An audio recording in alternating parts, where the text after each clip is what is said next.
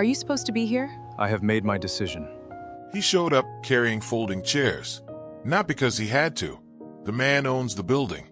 Chisom Uche had organized 7 weddings, 2 galas, and 1 reunion, so large it required an 11-page brief and a specific instruction about flower placement relative to east-facing windows. Her record was perfect. Not one event had ever gone wrong on the day. She had a framed certificate that said so. She made it herself. Then the eldest son of her biggest client walked through the wrong gate with 4 folding chairs, a white linen shirt, and absolutely no good explanation. His mother had already told her, maintain a professional distance from Juno. That was a condition of the contract, not a suggestion, a condition. What his mother had not told her was that this man was going to find the missing lanterns she'd been looking for since Wednesday. Show up 6 times in 3 weeks under increasingly thin pretexts. Read her timeline without asking permission, and send a 6-year-old to say what he couldn't. Because Sua, 6 years old, 2 buns, bunny backpack, walked onto that terrace, pointed at the east railing, told the most organized woman in Atlanta exactly where the lights needed to go, and was completely, immediately, undeniably right. She also told Chisom's client. She told the caterer. She told the pastry team.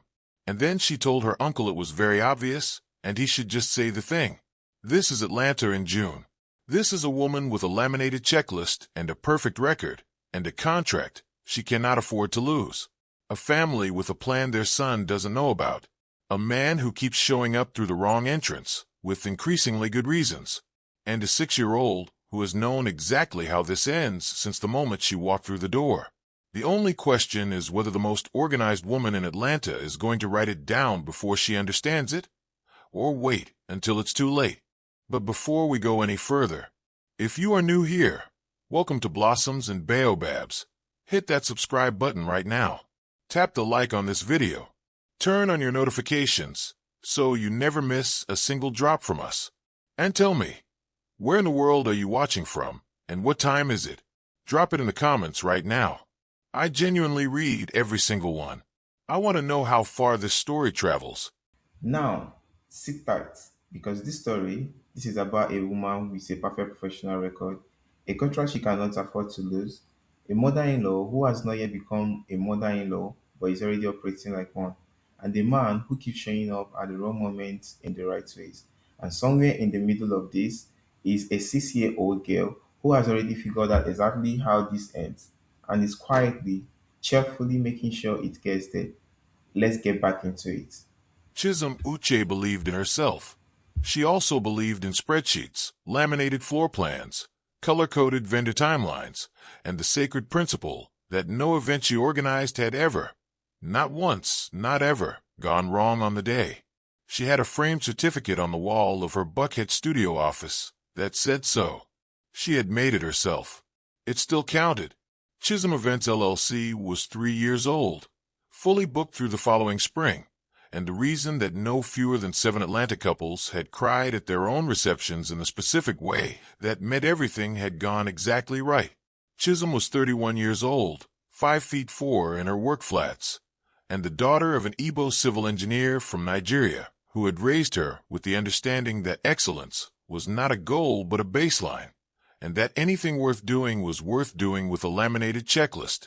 Her assistant and best friend, Tom-eyed, Nigerian-American, Howard-educated, and constitutionally incapable of keeping her opinions to herself, described Chisom's approach to event planning as organized chaos controlled by a woman who has never in her life admitted she does not know something. Chisom did not disagree. She considered it a compliment. The Cho reunion had come to her through a referral from a bride she had served the previous October, a Korean-American woman named Jennifer Park, who had declared, at the end of her reception, that Chisom was the most terrifyingly competent human being I have ever encountered, and had said it with such obvious admiration that Chisom had almost cried. Almost. The brief from the Cho family was as follows: a 3-day family reunion for approximately 200 guests at a rented estate in Buckhead, celebrating the 70th birthday of Cho Byung-soo, patriarch of the Cho family, founder of Cho Holdings, a real estate and hospitality company with significant operations across Atlanta Charlotte, and Nashville, and a man whose personal requirements had been communicated to Chisom in a document that was 11 pages long and included, on page 7, a specific instruction about the placement of flower arrangements relative to east-facing windows that she was going to need explained to her in person. The budget was substantial enough that Chisom had read the number twice and then called Tom Hyde, who had screamed into the phone for 4 seconds and then immediately become professional again. "So what's the catch?" Tom Hyde had said. There was, as it turned out, a catch. The catch arrived at Chisom's studio on a Tuesday morning in the form of Mrs. Cho Young-hee, the patriarch's wife, who sat across the desk from Chisom in a cream silk blouse and pearl earrings and explained, with the practiced calm of a woman who had been navigating complicated family politics for 35 years, that the reunion was also, informally, privately, but very much intentionally, a strategic occasion designed to introduce her eldest son to a selection of suitable young women from the Korean-American community that she and Mr. Cho had been quietly cultivating for approximately 18 months. "Mr. Cho feels strongly," Mrs. Cho said, "that it is time for Juno to settle down." "Of course," Chisom said. "Juno does not know this is part of the plan." Chisom wrote this on her notepad. "Of course. And it goes without saying," Mrs. Cho added, in the tone of someone for whom nothing went without saying, that any vendor or staff at the event should maintain a professional distance from family members, particularly from Juno. Chisom looked up from her notepad. Mrs. Cho held her gaze with the serenity of a woman who had said exactly what she meant and knew it had landed. "Of course," Chisom said for the 3rd time. She did not think about this instruction again for 11 days. She thought about it quite a lot after that. The first time she met Cho Juno, she did not know it was him. This was because he was carrying folding chairs. Chisom was at the Buckhead estate on a Thursday morning, 3 weeks before the event, conducting a site walkthrough with Tom Hyde and her audiovisual contractor, Marcus, who was 60 years old, had done sound for every major event in Atlanta for 25 years, and communicated exclusively in 2-word assessments that were always correct. She was measuring the main terrace for the dining configuration when a man appeared through the garden gate, carrying 2 folding chairs under each arm with the focused, slightly overdone effort of someone performing a task they had never performed before. He was tall. That was the first thing she noticed, because it was the most immediate fact. Tall, in a way that reorganized space around him slightly. He was wearing dark slacks and a white linen shirt with the sleeves rolled to the elbows, and he was carrying 4 folding chairs with the expression of someone who had made a decision and was committed to it regardless of what his body thought. "Delivery entrance is around the back," Chisom said, without looking up from her measuring tape. "I know," he said. She looked up. He was looking at her with dark eyes that had the quality of being more alert than they let on, the kind of eyes that were watching more than they were showing. There was something around his mouth that was not quite a smile, but was considering it. "Then why are you at the front?" she said. "The gate at the back is locked," he said. "I was going to ask if you have a key." She had a key. She was also, she realized, staring at him in a way that was slightly longer than professionally necessary, which she addressed immediately by looking back at her measuring tape. "Tom Hyde," she said. Tom Hyde appeared from around the corner, assessed the situation in approximately 1 second with the comprehensive efficiency she applied to everything, and said, "I'll take him around."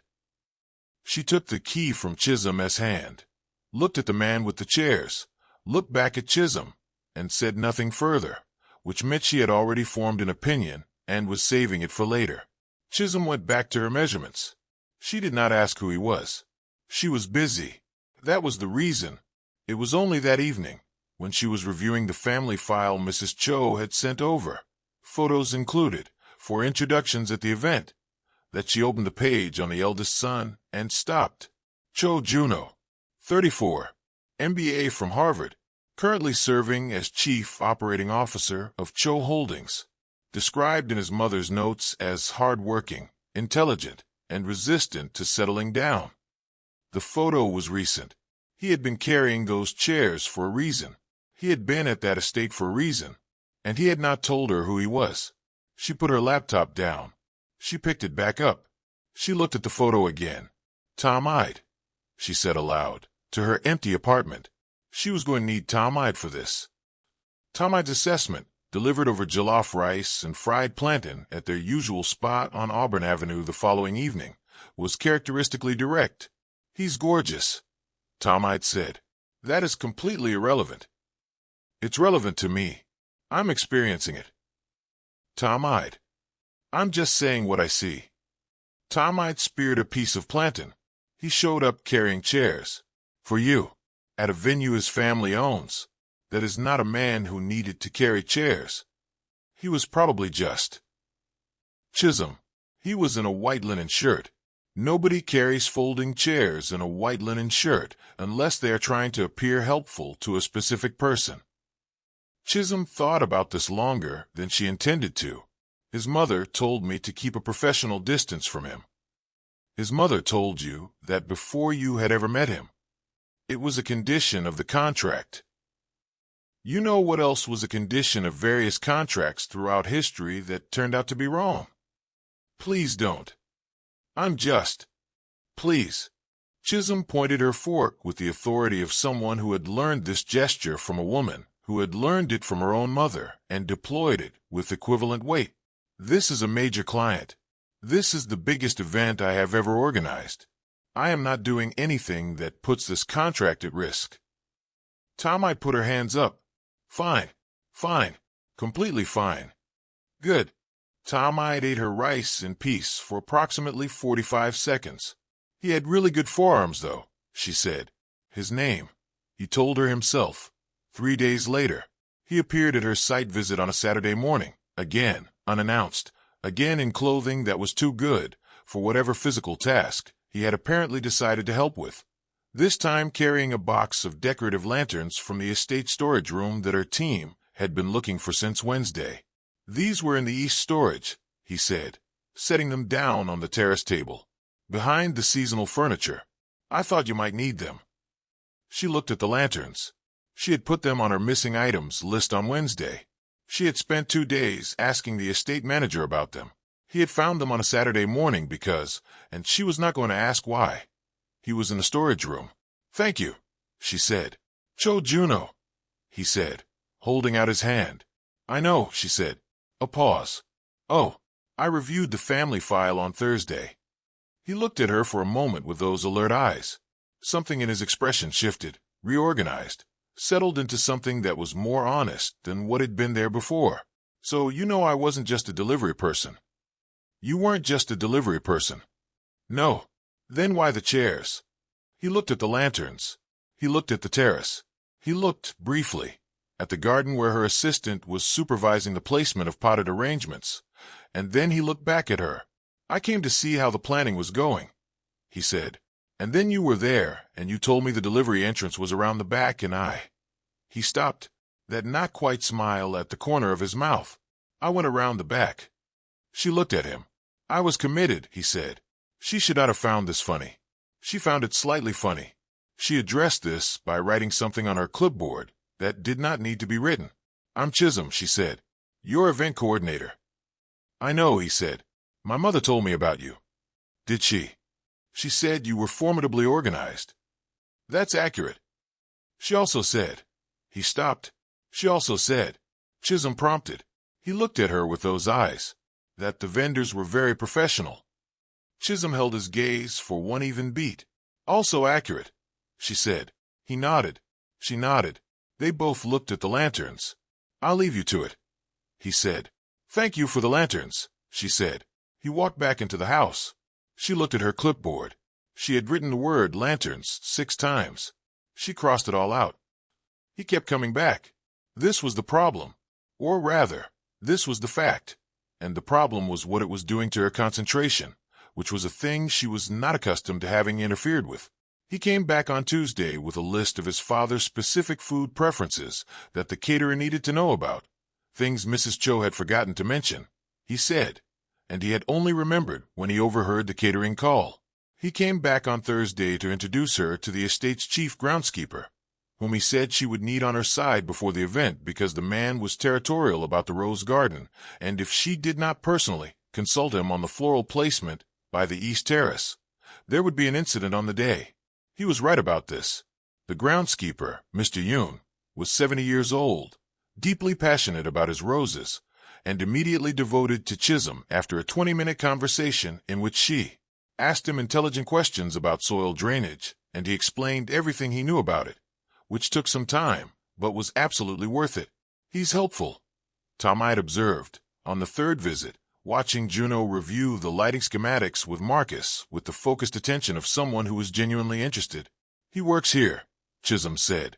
His family owns the estate. He has never once shown up to any of the previous events we've done here, Marcus said, without looking up from his equipment. I've done 3 events at this property. Never seen him. There was a silence. Marcus, Chisom said. Just saying what's true, Marcus said. This was, annoyingly, the second person in recent days to deploy that phrase. The child appeared on the 4th visit. She arrived with Juno. He had mentioned, so briefly that Chisom nearly missed it, that he sometimes picked up his niece from school on Fridays. The niece's name was Sua. She was 6 years old, and she arrived at the Buckhead estate in a school uniform with her hair in 2 small buns and a backpack that had a picture of a white bunny on it, and she looked at everything and everyone with the calm, methodical attention of someone conducting a professional evaluation. She looked at Chisom for a long moment. "You're the party lady," she said. "I'm the event coordinator," Chisom said. Sua considered this revision. "Is that fancier?" "A little." "Okay." She looked around the terrace. "This is going to be a good party." "Thank you." "It needs more lights, though." Chisom looked at her lighting plan. Then she looked at the terrace. Then back at the lighting plan. "Where?" she said. Sua pointed. Specifically, along the east railing, at the canopy supports, and at the base of the stone steps in a way that Chisom had not considered but was, she realized almost immediately, exactly right. Chisom said. "My uncle says you're very organized." Sua said. "Your uncle is correct. He talks about you a lot." "Sua," Juno said, from the other side of the terrace, without turning around. "I'm just saying what's true," Sua said. Chisom looked at Sua. Sua looked back at Chisom with the open, uncomplicated honesty of a 6-year-old who had not yet learned the social value of not saying true things. "More lights on the east railing," Chisom said, and wrote it down. Sua nodded, satisfied. She went to sit on the stone steps with her backpack and opened a book, which she read with the focused composure of someone who had completed her task and was moving on. The conversation happened on the 5th visit, and it was not planned. Chisom was at the estate late on a Wednesday evening, long after her team had left, reviewing the final floor plan under the soft lights of the main hall. She had her shoes off. She always took her shoes off when she was working alone, a small, private concession to comfort that she would have denied under questioning, and her natural hair was out of its work bun and around her shoulders, and she had a pen behind her ear and a highlighter in her hand, and was perfectly content in the specific way. She was always perfectly content when she was alone with a problem she knew how to solve. She did not hear him come in. "You're still here," he said, from the doorway. She did not startle. She had excellent composure. She did put her highlighter down with a small, controlled motion that she hoped communicated nothing. "Working late," she said. "Is that a problem?" "No," he said. He was in the doorway in a way that suggested he was deciding whether to come in or not. He came in. "I forgot my laptop. I left it in the office." "The office is that way," she said, pointing. "I know," he said. He did not go that way. He stood looking at the floor plan spread across the table. He looked at it the way people who understand spatial problems look at things, not casually, but with the specific quality of someone who is actually reading it. "The dining configuration changed," he said. "Your mother requested round tables instead of long ones. Round tables seat fewer people per footprint, so I had to reconfigure the whole flow." "Did it cause problems?" "Briefly. I solved them." "Of course you did." That corner of his mouth. She looked at her floor plan. "Your father's table is positioned here." She pointed. so he has sight lines to the garden and the entrance. Everyone who arrives will pass within greeting distance, without having to be formally directed to him. It feels organic. He looked at the position on the plan. He was quiet for a moment. That's thoughtful, he said. He doesn't like feeling like he's on display. He never has, even at his own events. I noticed that in the file, she said. The photos from previous events, he's always slightly to the side, never fully centered. Juno looked at her.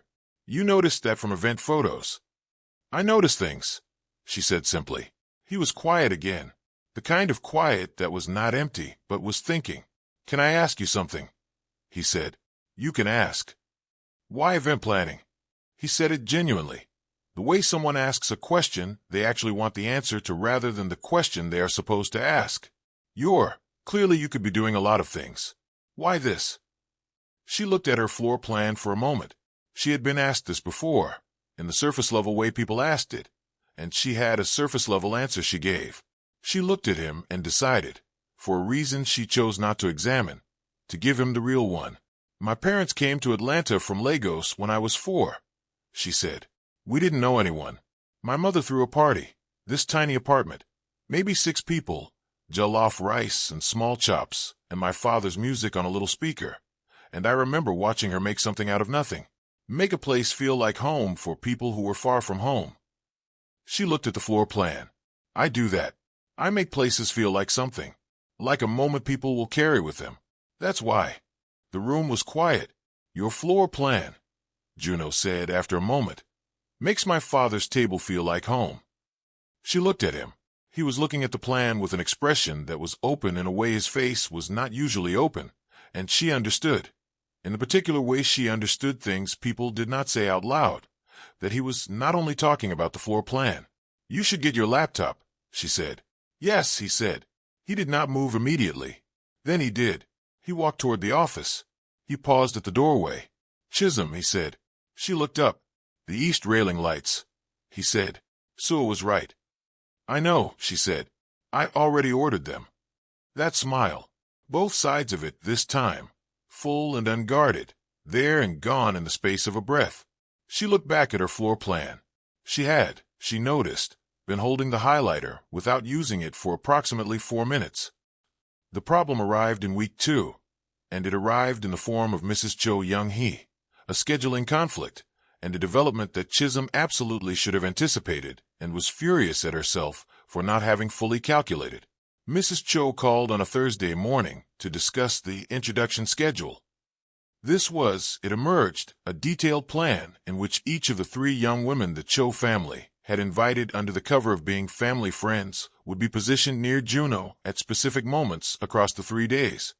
The welcome dinner, the Saturday garden party, the Sunday birthday lunch, in a carefully architected sequence designed to maximize natural feeling interaction.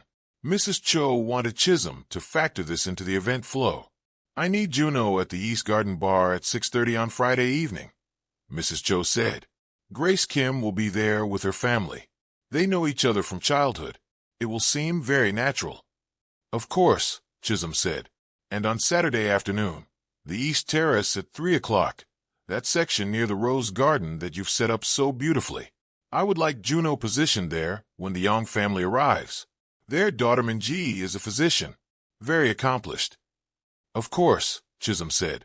You understand, Mrs. Cho said, not unkindly but very clearly, why I am sharing this with you. There was a pause in which Chisom understood exactly why. I want the event to go smoothly, Mrs. Cho continued. And I want everyone focused on their appropriate roles. Completely understood, Chisom said. She hung up the phone. She sat at her desk. She looked at the east railing lighting diagram, the change she had made because a 6-year-old had pointed with complete certainty at exactly where the lights needed to go. She picked up her pen. She updated the positioning schedule exactly as Mrs. Cho had requested. She was a professional. She had a contract. She had a perfect record. She also had, and she was not looking at this directly, a feeling in her chest that was uncomfortable in the specific way of something she had not named and was not going to name, because naming it would make it a thing she had to deal with. Tomite arrived at the studio at noon, looked at her face, and sat down. Tell me, Tomite said. There's nothing to tell. Chisom, I have a job to do. You also have a feeling. I don't have a feeling. I have a floor plan. Tomite looked at her for a long moment with the particular compassion of someone who has known you long enough to see through you entirely and loves you anyway. Baby, she said, you have both. Hold on. I need to pause right here for just a moment, because I know you are deep in this right now. I know you felt that late-night conversation in the main hall. The shoes off. The floor plan. The man who saw where her father needed to sit before she had to explain it. I know you felt it. Tell me your best moment so far. Drop it in the comments right now. I want to know what hit you hardest. Where are you watching from and what time is it? I read every single comment. I want to know how far this travels. If you have not subscribed yet, right now is the moment. Tap that subscribe button. Hit the like. Because what just happened in that studio? That is the moment everything becomes more complicated. Mrs. Cho knows something. Chisom knows something. And Juno, brilliant, careful, chair-carrying Juno, is the only person in this story who does not yet know what everyone around him has already quietly decided. And Sua has known since the moment she pointed at the east railing, and Chisom wrote it down without asking a single question. Sit tight, because what happens next changes everything. And somebody is going to have to say something true in a room full of people who would all prefer they didn't. Here we go. The reunion weekend began on a Friday evening with the welcome dinner. And it was, Chisom could say this without bias, because it was simply accurate, magnificent. The estate had been transformed. The east railing lights Sua had prescribed ran warm and golden along the terrace edge, making the whole garden look like something from a dream someone had specifically about Atlanta on a June evening. The round tables were dressed in ivory and sage, the centerpieces low enough for conversation, the seating arranged so that everyone could see everyone while still feeling that they had their own world. Marcus had the sound calibrated to the exact register where music is present without being noticed. The way good music at a good event always works. The catering was flawless. The food came out in waves that felt generous without being overwhelming. Chisom moved through the event like water moves through a landscape, present everywhere, visible nowhere, solving things before they became problems, and preventing things from becoming things that needed solving in the first place. She had a radio earpiece and a tablet, and the laminated master timeline in her inside jacket pocket, and the total trust of every vendor on site. And she was, if she was honest, in her element in the purest possible sense of the phrase. Cho Byung-soo, the patriarch, was placed at his table exactly where she had planned. He arrived, greeted his family, and settled with the particular ease of a man who had been given exactly the right amount of space. Present but not pressured, celebrated but not performed. He looked around the room, and then he looked once at the event layout with the appraising eye of a man who had spent 50 years understanding how space worked, and he nodded, slowly, to himself. Mrs. Cho caught Chisom's eye across the room and gave her a look that said everything. Chisom gave her a professional nod and moved to check on the East Bar. Juno was at the East Bar at 6:30, as scheduled. Grace Kim and her family were there. They did know each other. Chisom could see that, could see the easy familiarity of people who had grown up in the same community, going to the same events, the same church halls, the same family gatherings. Grace Kim was beautiful and clearly intelligent, and laughing at something Juno had said with the genuine laughter of someone who found him genuinely funny. Chisom observed this from the correct professional distance. She made a note about the bar garnish situation that did not need to be noted and moved on. Saturday was the garden party, and Saturday was when things began to unspool. It began with Sua. Sua had arrived with Juno's sister, Juno's younger sister, Yuna, who was 28, warm and funny, and the kind of woman who immediately made strangers feel they had known her for years. Sua had greeted Chisom at the entrance with the gravity of someone completing an official check-in. "The lights look really good," Sua said. "Thank you," Chisom said. "You were right about them." Sua nodded, satisfied. "I'm right about most things," she said, and went to find the dessert table with the purpose of someone who has had this particular goal in mind since yesterday. The garden party was in full bloom, literally. The roses were extraordinary. Mr. Yoon had personally approved the arrangement of every vase and centerpiece, and was now circulating the event with the pride of a man whose work was being properly appreciated. The guests were happy. The food was exceptional. The weather, which Chisom had obviously no control over and had therefore prepared contingency plans for in 4 different configurations, was cooperating fully, as though it too had read the timeline. At 2:50, Chisom positioned herself near the East Terrace to ensure the 3 o'clock arrangements were correct. At 2:55, Juno appeared at her elbow. "You look like you're about to defuse something," he said. "I'm managing a transition," she said. "Between what and what?" "Between the current segment and the next." He looked at the East Terrace. He looked at the Rose Garden. He looked at her. "Is there something happening at 3 o'clock that I should know about?"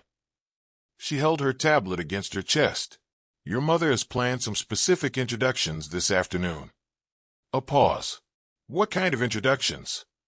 She looked at him. He was looking back at her with those alert eyes, and they were more alert than usual, and she understood that he already knew more than he was letting on, and was asking her to confirm it rather than tell him. "The Yang family," she said. "Their daughter Minji. Your mother would like you at the East Terrace when they arrive." Something moved across his face.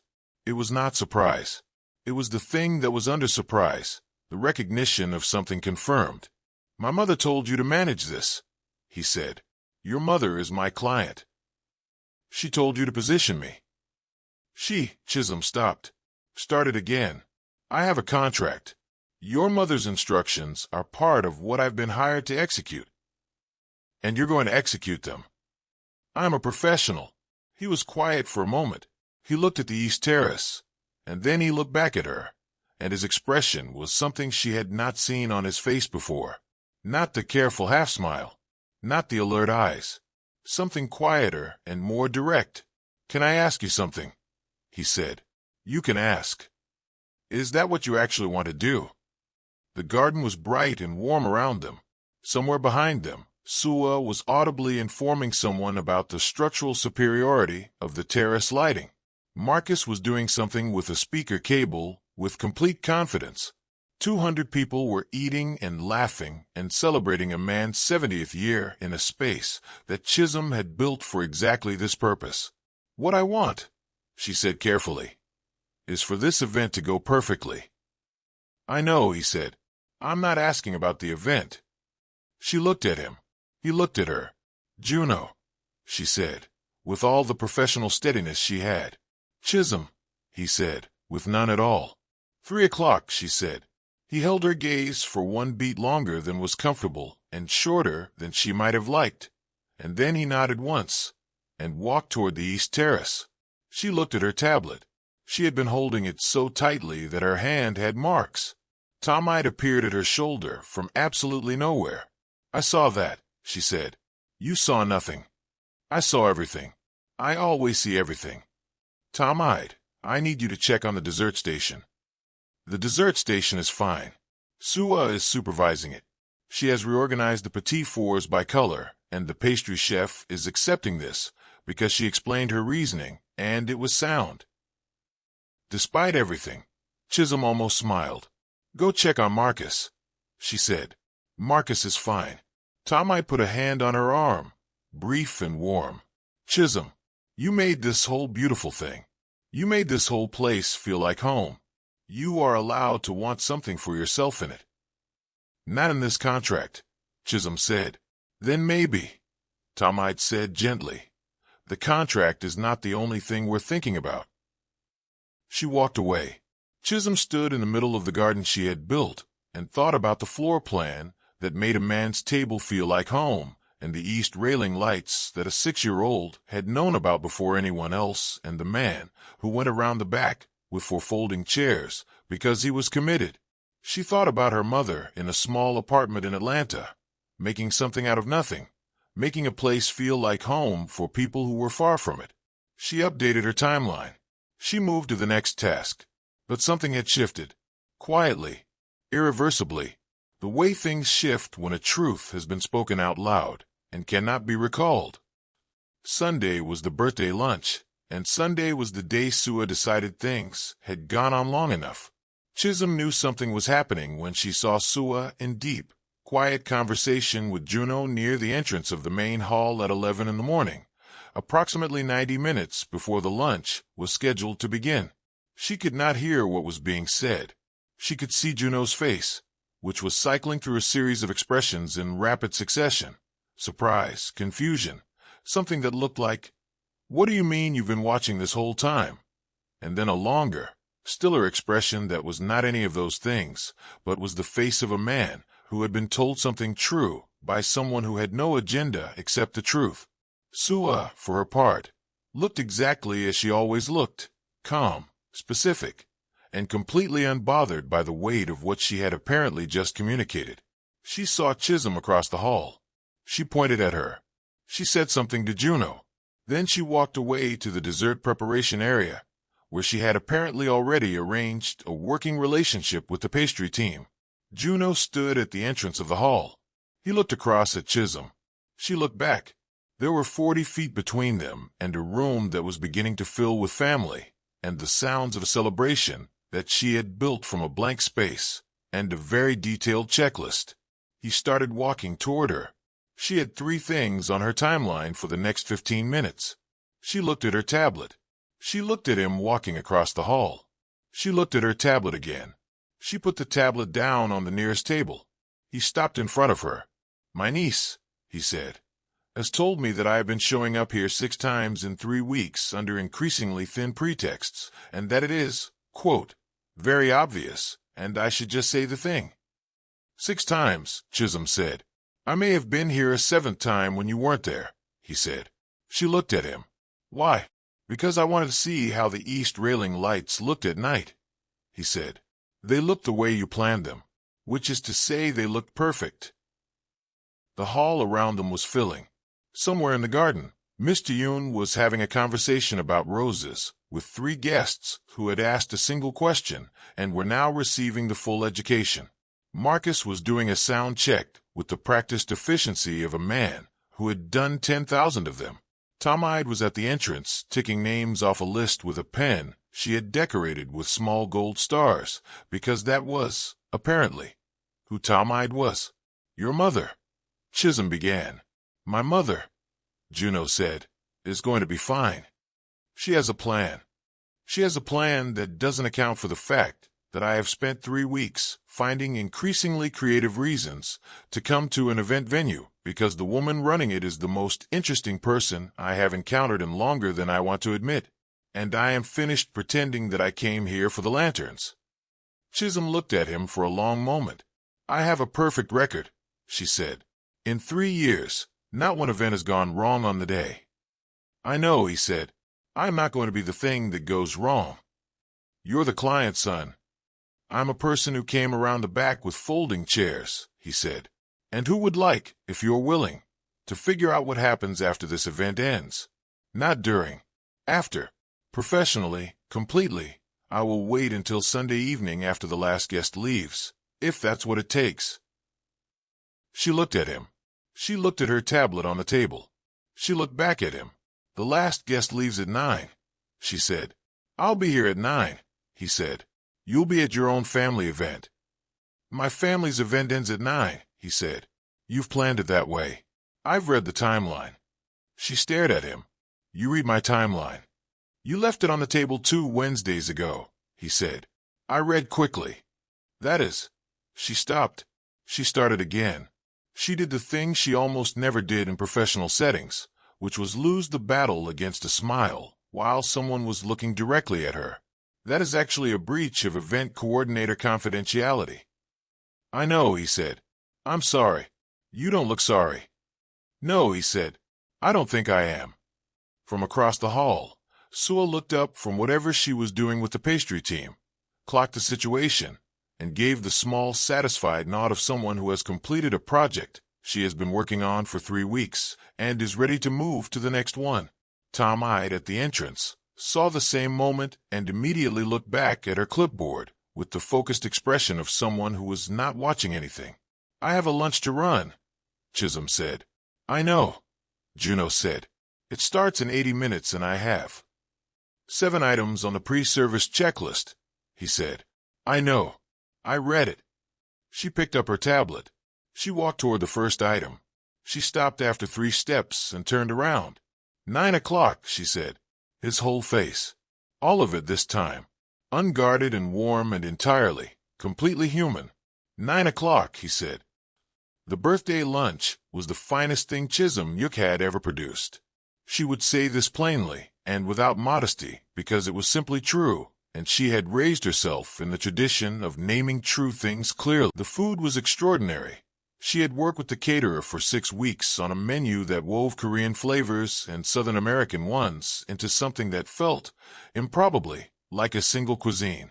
Galbi braised in a sauce that had been slow-built with Georgia peaches. Japchae with a whisper of smoked paprika that made people stop mid-bite and look at the dish. Banchan served alongside cornbread that had been made with sesame oil in a decision that the head chef had initially resisted and then fiercely defended.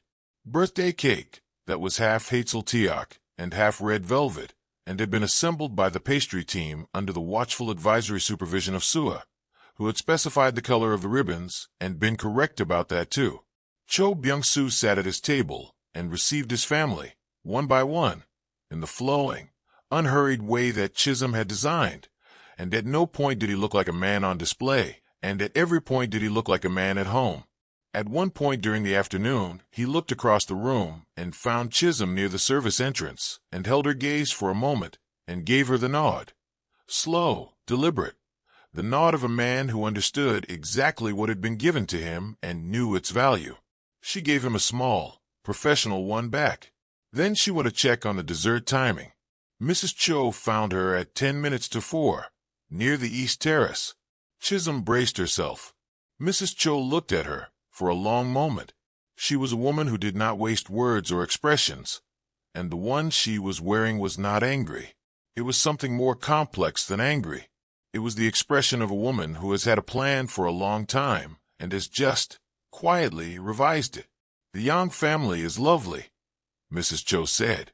Yes, Chisom said. Minji is a very accomplished young woman. She seems wonderful. Juno spent about 12 minutes with her on Saturday, Mrs. Cho said. He was perfectly pleasant. He was also clearly elsewhere. Chisom said nothing. Mrs. Cho looked at the East Terrace. She looked at the lights along the railing. She looked at the roses that Mr. Yoon had arranged with a pride that was visible from across the garden. My husband, she said quietly, spent 30 years building something. He wants Juno to be happy in a way he sometimes forgot to let himself be. She paused. I did not always get that right either. What a parent wants and what a child needs. Sometimes they are the same thing. And sometimes. She stopped. Mrs. Cho, Chisom said carefully. You built this weekend, Mrs. Cho said. She was not accusing. She was observing. You built it the way someone builds something they understand from the inside. You understood what this family needed before we told you.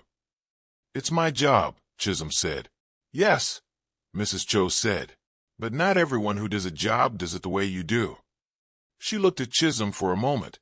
My son is 34 years old. He has not once, in my memory, found reasons to carry folding chairs. Chisom held her gaze. Mrs. Cho was quiet for a moment. Then she smoothed the front of her dress, which did not need smoothing, and said, The reunion was beautiful. Thank you, Chisom.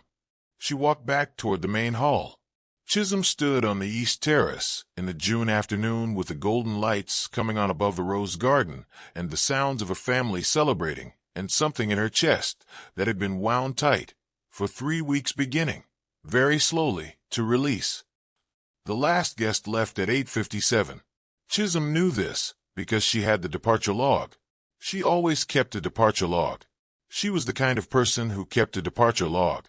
She was on the main terrace going through her post-event checklist, returns, disposals, vendor sign-offs, lost property inventory, when she heard him. 8:57. Juno said, from the garden steps. You said 9. The Kims left early, she said, without looking up from her checklist. So I'm 3 minutes ahead of schedule. You are. Is that a problem? She looked up. He was standing on the garden steps in the warm evening light, with the sounds of Atlanta carrying up from the streets below the estate, traffic and music, and the city doing what the city always did, which was continue regardless. And his jacket was off and his sleeves were rolled up again, and he looked like a person who had stopped performing any version of anything. She looked at her checklist. She looked at him. She put the checklist down. My mother built a home in a small apartment with jollof rice and music on a speaker, she said. That is why I do this. I know, he said. You told me. What you built? She stopped. Started again. Cho Holdings. The properties. That's real. Your father built something real. He did, Juno said.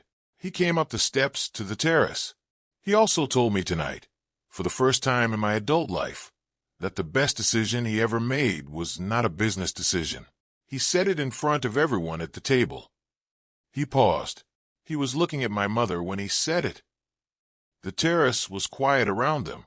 The east railing lights were on, warm and precise, exactly where Sua had pointed 3 weeks ago. The roses were still and fragrant in the evening air. The city moved below them, and the sky above Atlanta was doing what Atlanta skies do in June, holding the last of the light longer than it should, stretched gold and amber at the edges. Sua told me, Juno said, that you wrote down everything she said without asking why. It was a good idea, Chisom said. Most people ask her to explain herself first. Good ideas don't need explaining before you write them down, she said. You write them down, and then you understand them by doing them.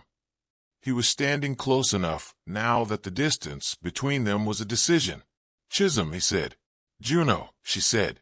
I would like to take you to dinner, he said. Not a family event. Not a venue I have a reason to be at. Just dinner. You and me. Something low-key, good food, no floor plan. She looked at him. I always have a floor plan. Then bring it, he said. I'll read it. You'll read it before I get there, and I'll do whatever it takes, he said. And the way he said it, steady and unhurried and completely without performance, was the way he had said everything from the beginning, the way he accepted things, with both hands. She thought about her mother. She thought about home being something you build. She thought about the east railing lights and the floor plan that made a man's table feel like home, and a 6-year-old who pointed at things with complete certainty and was right every time. Wednesday, she said. I have Tuesday booked. Wednesday, he said immediately, like he would have said any day she named. She nodded. He nodded. They stood on the terrace in the Atlanta evening together, and the city held its warm breath around them, and the lights ran gold along the railing, and it was not the beginning of something that had just started. It was the beginning of something that had been building since a man went around the back with 4 folding chairs, because he was committed. 3 months later, on a Saturday morning in September, Chisom updated the framed certificate on the wall of her Buckhead studio. It still said that no event she had organized had ever gone wrong on the day. This remained true. She had not changed that. She had added a line underneath. It said, some of the best things are not events. Some of the best things have no checklist. Tomide saw it and cried a little. Chisom told her it was dust. Tomide said it was absolutely not dust and hugged her, which Chisom allowed for longer than she usually allowed hugs. That same Saturday morning, Sua arrived at the studio with Juno for a planning meeting. Chisom had been hired by the Cho family to organize Cho Byung-soo's upcoming anniversary dinner, which Mrs. Cho had specifically requested, and which had been confirmed in a phone call in which Mrs. Cho said only, "You understand this family, Chisom. We would like you to do it again." Sua walked in, looked around the studio, examined the certificate on the wall, read both lines, and looked at Chisom. "I told you," she said. "You told me what?" Chisom said, "That the lights needed to be on the east railing," Sua said, with the patience of someone who is used to adults needing things connected for them, and that it was going to be a good party. She looked at Juno. She looked back at Chisom. "I told you." "You did," Chisom said. Sua nodded. She sat down at the studio table, pulled her notebook and crayon from her bunny backpack, and began writing the plan. Juno looked at Chisom over the top of Sua's head. Chisom looked back at him. "She's going to redesign your whole studio," he said quietly. "I know," she said. "Are you going to let her?" Chisom looked at Sua, who was already sketching something with the precise, unhurried certainty of someone who sees how things should be before anyone else does. "I'm going to write it all down," Chisom said, "and understand it by doing it." He smiled, the whole smile, all of it, and in the studio on Auburn Avenue in Atlanta, Georgia, with the September morning coming through the windows, and the city doing what it always did outside, and Sua conducting her morning meeting at the center of everything, Chisom Uche picked up her pen and started a new checklist, the kind with no ending she had pre-planned, which was, it turned out, the most exciting kind she had ever made. This story taught us that showing up is its own kind of language. Juno did not write Chisom a speech. He did not send flowers or make a grand declaration. He carried chairs. He found lanterns. He showed up, repeatedly, in ways that were slightly impractical and completely obvious and entirely sincere. Showing up, consistently, creatively, without guaranteeing a return, is one of the most powerful things a person can do. People feel it even before they can name it. It taught us that children see the truth before adults are willing to say it. Sua knew where the light should go. She knew what was obvious about Juno. She knew before either of them did that this was going to be a good party. Children operate on a frequency that adults have often learned to tune out, a frequency of direct, uncomplicated truth. If there's a child in your life who is pointing at something with complete certainty, look where they are pointing. Write it down. Understand it by doing it. It taught us that cultural identity is not a barrier to love. It is the very thing that makes love specific, textured, and worth something. The jollof rice and the galbi, the Atlanta heat and the Korean family reunion, the Igbo engineer's daughter who makes places feel like home, and the Korean patriarch's son who reads floor plans because he wants to understand what someone is trying to build. Culture is not the obstacle in this story. Culture is the bridge. It is the reason the food tasted the way it tasted, and the reason the room felt the way it felt, and the reason these two people made sense in the particular, unrepeatable way that they did. And finally, it taught us that home is something you build. You build it with your hands and your plans and your mother's recipes and the instinct to write something down before you understand it. You build it in small apartments and estate terraces and Buckhead studios, and everywhere you put your whole heart into making a place feel like something. And sometimes, if you are paying attention, you find that someone else has been quietly building toward the same thing, and that together, the thing you build is better than any floor plan either of you made alone. Take that with you. If this story hit you the way I hope it did, if you felt every moment from the wrong gate to the Wednesday dinner to the September morning with a new checklist, then you already know what to do. Hit that like button right now. Subscribe to Blossoms and Baobabs if you are not already part of this family. Turn on your notifications so you never miss a drop. In this story, we learned that showing up consistently, even impractically, is one of the most honest things a person can do. Children see the truth long before adults are willing to say it out loud. A perfect plan is a gift, but it should never become a wall between you and what's trying to find you. Thank you so much for watching. Remember to like, share this story, and also subscribe. I will see you in the next one. Bye.